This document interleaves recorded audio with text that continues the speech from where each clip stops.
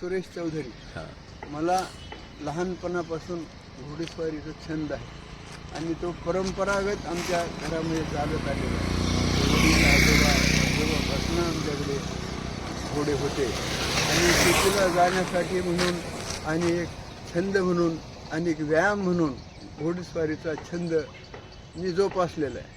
आणि घोडेस्वारीच्या व्यायामाचं वैशिष्ट्य हे आहे की कुठल्याही व्यायामामध्ये हार्ट रेट हृदयस्पंदन हे वाढत असतं आणि श्वासोच्छ्वासाची गती पण वाढते. पण घोडेस्वारी हा असा एक व्यायाम आहे की ज्याच्यामुळं छातीचे ठोके किंवा श्वासाची गती ही वाढत नाही. आणि म्हणून जे हार्ट पेशंट आहेत त्यांना विशेषतः घोडेस्वारी ही सजेस्ट केली जाते. कारण काय की ही या व्यायाम प्रकारामध्ये हार्टवर लोड येत नाही. आता व्यायाम बाकी पोहणे वगैरे मोठे व्यायाम ते चांगले व्यायाम आहेतच, पण त्या सर्व व्यायामामध्ये हार्ट रेट आणि रेस्पिरेटरी रेट वाढत असतं म्हणून हार्टवर लोड येतं.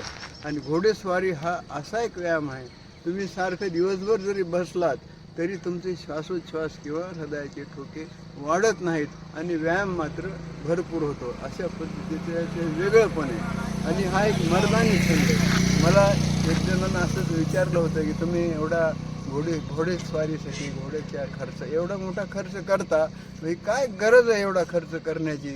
मी त्याला उत्तर दिलं की ठीक आहे, माझा घोडेस्वारीवर छंद होत आहे, व्यायाम होतो म्हणून मी ठेवतो. आणि खर्च होतो याचं उत्तर हे की खर्च करून नालीत पडण्यापेक्षा खर्च करून घोडेस्वारीचा छंद करून रुबाबात बसणं ह्या दोन्हीपैकी कोणतं तुम्हाला चांगलं वाटतं. त्यावेळी ती समोरची व्यक्ती निरुत्तर झाली.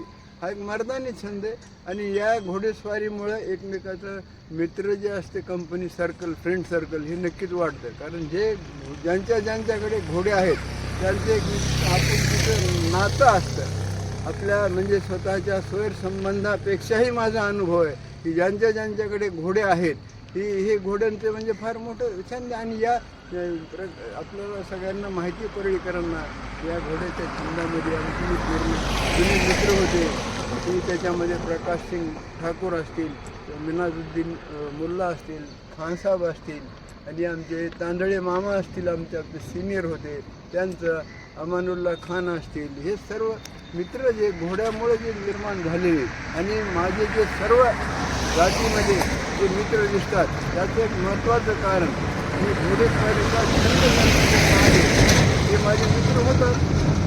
आणि हा घोडेस्वारीचा छंद जोपासल्यामुळं आपला अशा प्रकारे व्यायाम होतो, छंद होतो, मित्र परिवार वाढतो आणि घोड्यावर बसण्यामुळे एक स्फूर्ती असते त्याच्यामध्ये, व्यायामावर स्फूर्ती. तुम्ही बाहेरून घरात जर आलात, घरात आल्याबरोबर एक घोड्याचं जे खिंखाणं असतं तो एक मनाला उत्साह देतो. हा उत्साह कशातच मिळत नाही.